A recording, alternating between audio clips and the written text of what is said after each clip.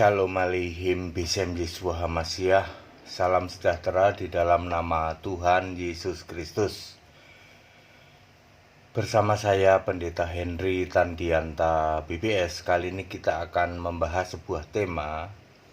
Tema ini dari Bapak Dalaji, Dalaji di Kota Palembang. Dalaji di Kota Palembang, dia bertanya, Pak Pendeta, kitab kehidupan itu kapan dipakai? Mulai kapan Pak kitab kehidupan itu dipakai gitu ya saudara ya. Pengantar dulu ya saudara ya. Kalau Anda ditanya, Anda pernah dengar kitab kehidupan enggak? Oh dengar Pak. Kitab kehidupan itu kitab milik Yesus, benar. Jadi kapan itu dipakai? Ya setelah Yesus lahir. Setelah Yesus lahir lalu pelayanan, lalu naik ke surga sebagai Tuhan. Nah, sejak saat itu kita yang percaya namanya tertulis di dalam kitab kehidupan. Nah terus gimana yang sebelum Yesus lahir gimana? Orang-orang zaman nabi-nabi dulu gimana? Ya itu tidak tertulis dalam kitab kehidupan, tapi tertulis nggak tahu dah. Gitu ya saudara-saudara ya. Ya makanya Pak Dalaji kita akan menjawab secara Alkitab. Ya, kitab kehidupan itu sudah ada sejak zaman purbakala, sejak zaman manusia Adam. Mari kita lihat. Kitab kehidupan kapan dipakai? 1. Era nabi-nabi di perjanjian lama. Ya ini mulai dari Adam ya tentu saja. Adam sampai perjanjian lama berakhir ya. Jika seseorang itu mati, jadi kalau Adam mati, terus Nuh mati dan lain sebagainya, dilihat di kitab kehidupan. Lalu dia ditaruh di Firdaus. Loh, jadi dulu kalau Adam mati pun sudah ada kitab kehidupan Pak? Sudah. Waktu itu yang disembah oleh Adam siapa? Tuhan Guru besar semua. Ya, baca Keluaran 32 ayat 33. Tuhan Guru besar semua itu oleh Musa ditulis begini, hanya orang yang berdosa kepadaku yang namanya akan kuhapus dari kitabku. Loh, ternyata Tuhan itu bawa kitab ya gitu. Tak lain dan tak bukan kitab kehidupan. Di dalam Keluaran 32 ayat 33 ini ditulis oleh Musa.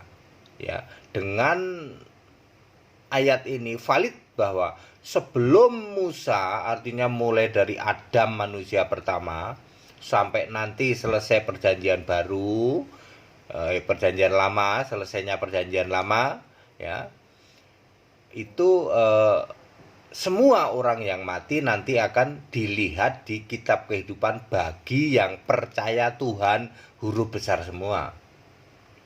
Kalau dia tidak percaya Tuhan Guru besar semua ya enggak ditulis dalam kitab kehidupan. Maka Lukas 13 ayat 28, semua nabi masuk surga. Semua nabi-nabi Alkitab di dalam era nabi-nabi ini masuk surga semua. Lukas 13 ayat 28 baca. Ya. Kenapa bisa gitu? Karena semua nyembah Tuhan Guru besar semua, ya. Yang disembah di sini kan ini, ya. Ya, Guru besar semua ya, Tuhan Guru besar semua ini ternyata bawa kitab ya. Oke, clear ya. Jadi jangan punya anggapan bahwa kitab kehidupan ya hanya di perjanjian baru. Adam nggak mungkin tertulis dalam kitab kehidupan ya. Ayat Alkitab mengatakan Adam, Ishak, Yakub ada di dalam kerajaan surga. Matius 8 ayat 11. Demikian pula Lukas 13:28 juga mengatakan Abraham, Ishak, Yakub ada di surga dan semua nabi ada di surga. Oke, clear. Era nabi-nabi di perjanjian lama yang nyembah Tuhan maka masuk surga. Ada di kitab kehidupan. Bagaimana dengan era perjanjian baru? Nomor 2. Jika mati maka dilihat di kitab kehidupan juga masuk ke Firdaus. Ya, contoh Lukas 16 ayat 23 ini Lazarus. Kenapa nama Lazarus disebut ya? Soalnya Lazarus namanya tertulis dalam kitab kehidupan ya. Kita juga meyakini Lukas 23 ayat 43 penjahat yang mati yang mati saat penyaliban Yesus itu, di sebelah Yesus itu juga masuk Firdaus, karena walaupun dia hanya beberapa detik saja, tetapi nama dia tertulis dalam kitab kehidupan, sehingga kebenaran Alkitab itu tidak pernah pelin plan ya toh. Jadi ya pasti dia masuk Firdaus karena tertulis dalam kitab kehidupan. Demikian pula Lazarus yang orang miskin itu. Jadi clear ya, standar Allah tidak berubah.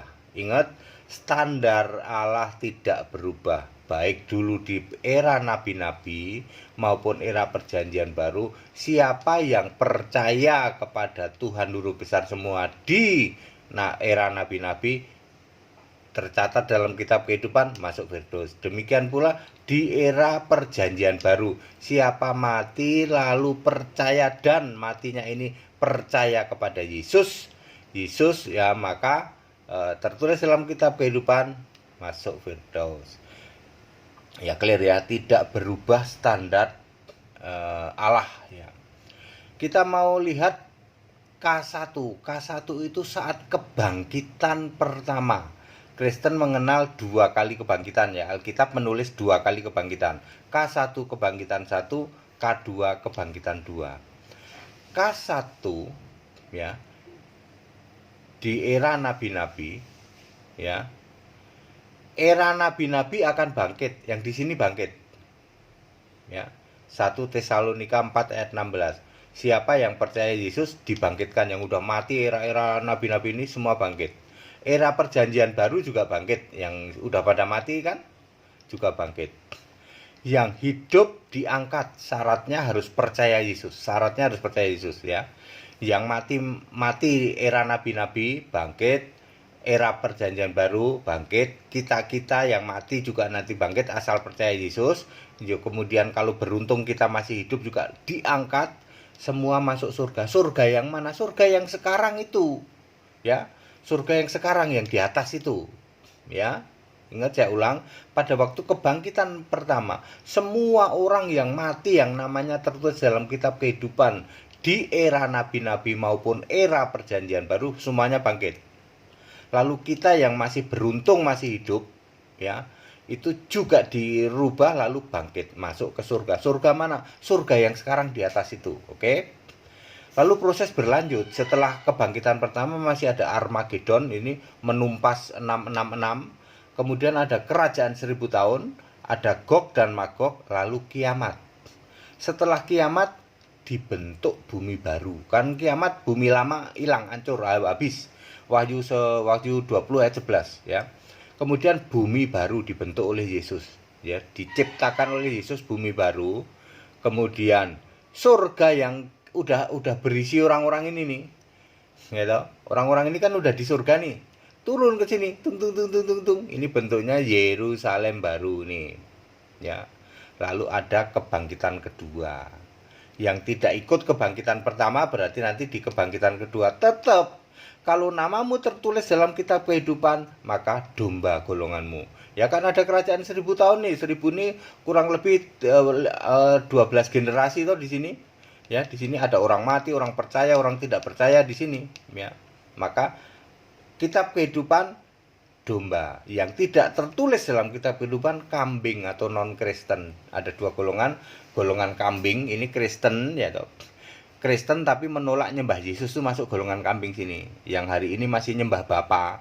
Kalau kalian masih nyembah Bapa, kamu nanti masuk golongan kambing. Ya, sembah itu Yesus kok kalian malah nyembah Bapa. Bapa yang Anda sembah itu Bapa kiasan sudah finish. Sembahlah Yesus Bapa kekal itu, ya. Bapa kiasan sudah berubah menjadi Bapa kekal ketika Yesus naik ke surga. Bapa yang kekal itu Yesus. Ya, Yesaya 9 ayat 5, ya. Udah capek-capek jadi orang Kristen nyembah Bapa, hari ini nyembah Bapa bandel sih. Dibilang suruh nyembah Yesus kok nyembah Bapa, ya. Gagal paham tuh. Ya, ditipu tuh sama pendeta itu, suruh nyembah Bapa masuk surga, bohong itu. Yang nyembah Bapa nanti masuk golongan kambing. Hari gini Anda sudah tidak boleh lagi nyembah Bapa. Sembahlah Yesus. Bapa yang dulu kiasannya Yesus itu Bapa yang tidak kekal, Bapa kiasan. Hari kini kok masih nyembah bapa kiasan loh. Sembahlah bapa kekal. Siapa? Yesus Kristus. Kalau Anda nyembah bapa kekal Yesus Kristus, maka Anda masuk domba. Domba Anda masuk surganya sini. Surga yang sudah diturunkan dari surga yang sekarang ini kan bumi baru. Udah berisi orang-orang ini nih. Oke. Yang masuk golongan kambing maupun non-Kristen Anda masuk neraka. Neraka adalah lautan dari bumi baru. Hari ini neraka belum ada, wong bumi barunya saja belum ada. Hari ini surga itu ada di sini di atas. Nanti surga ini turun ke bumi baru. Disebut Yerusalem baru ini YB. Ya clear ya. Jadi pada saat kebangkitan pertama dan kebangkitan kedua, kebangkitan pertama ini khusus orang percaya Yesus. Khusus hanya orang-orang yang percaya Yesus di era nabi-nabi, di era perjanjian baru dan yang masih hidup diangkat. Baca 1 Tesalonika 4 ayat 16. Lalu terjadi Armageddon, ini nabi palsu 666 ditumpas, lalu kerajaan 1000 tahun kurang lebih 12 sampai 13 generasi. Lalu Gog dan Magog sebagai perang terakhir, kemudian kiamat, langit bumi yang lama ini lenyap. Lalu diciptakan langit bumi baru tuh hebatnya Yesus tuh. Yesus nggak sembarangan ya. Makanya Kolose 1 ayat 16, Yesus itu pencipta segalanya. Nanti dibuktikan ketika sudah kiamat, dia bisa menciptakan bumi baru. Cuman Yesus yang bisa. Ya, banyak orang ngaku Allah, kami juga Allah, pencipta langit dan bumi. Nanti setelah kiamat bisa nggak bikin bumi baru? Nggak ada Pak ayatnya di tempat kami. Nah, kecuali ya Yesus. Yesus bisa membuktikan bahwa setelah kiamat dia bisa menciptakan bumi baru. Lalu surga yang di atas ini diturunkan. Kita dibangkitkan di sini. K2. Ya, K2 khusus yang K1 udah enggak dong, kan K1 sudah di surga di sini. Ya. K2 adalah yang ini nih, 13 generasi, 12 sampai 13 generasi di K1000 ini. Ya. Yang tertulis dalam kitab kehidupan sebagai domba, Matius 25 ayat 43 ayat 32-33. Kemudian yang golongan kambing ya loh, ini masuk neraka. Ini hukuman untuk Anda, Matius 25 ayat 41. Ya, orang-orang Kristen yang masih bandel hari gini masih nyembah Bapa, masih Tritunggal ya. Jangan Anda tegar tengkuk, jangan merasa bangga. Pak, kami kan pengikutnya banyak Pak, walaupun Tritunggal tapi banyak. Nanti masuk neraka rame-rame ya, silakan masuk neraka rame-rame beneran loh. Beneran Anda masuk neraka rame-rame loh. Karena Anda akan masuk golongan kambing. Sembahlah Yesus, Bapa yang kekal itu. Yesaya 9 ayat 5. Bapa yang tidak kekal, Bapa yang kiasan sudah finish ya. Pak Dalaji sudah very clear ya Pak. Jadi kitab kehidupan tetap sudah dipakai sejak zaman purbakala manusia pertama Adam ya. Standar Allah tidak berubah sampai kapanpun. Hanya orang yang namanya tertulis dalam kitab kehidupan milik Yesus, anak domba itu. Hebat ya Yesus ya. Dari sejak dulu sudah disembah oleh para nabi ya. Makanya kalau nyembah Yesus masuk surga semua. Nabi-nabi zaman dulu juga nyembah Yesus. Tuhan ini kan Yesus, Tuhan huruf besar semua. Ya. Clear ya. Hari ini kalau Anda tidak nyembah Yesus, Anda masuk neraka. Bohong kalau Anda mendapat pengajaran kita nyembah Bapa juga masuk surga. Super bohong. Anda dibohongi oleh pendetamu ya toh. Sembah itu Yesus. Ya, gagal paham. Setelah Yesus naik ke surga, maka penyembahan itu tidak lagi ke Bapa, tetapi ke Yesus sebagai Bapa yang kekal. Dulu Bapa yang disembah selama Yesus jadi manusia itu adalah Bapa kiasan. Bapa kiasan sudah finish, sudah selesai. Sembahlah Bapa yang kekal, yaitu Yesus Kristus ya. Bapa yang kekal aja ada kok yang disembah Bapa kiasan. Bapa kiasan sudah finish, sudah selesai. Segala hormat kemuliaan untuk Yesus Allah yang benar. Yang mau ikut sekolah tinggi Alkitab silahkan ya. Pengajaran-pengajaran seperti ini kan Anda tidak akan mendapatkan dimanapun, kecuali Anda ikut sekolah Alkitab Pendeta Henry Tandianta. Anda akan paham di atas rata-rata. Kalau saudara paham Alkitab, saudara, betapa kita itu ngelus dada.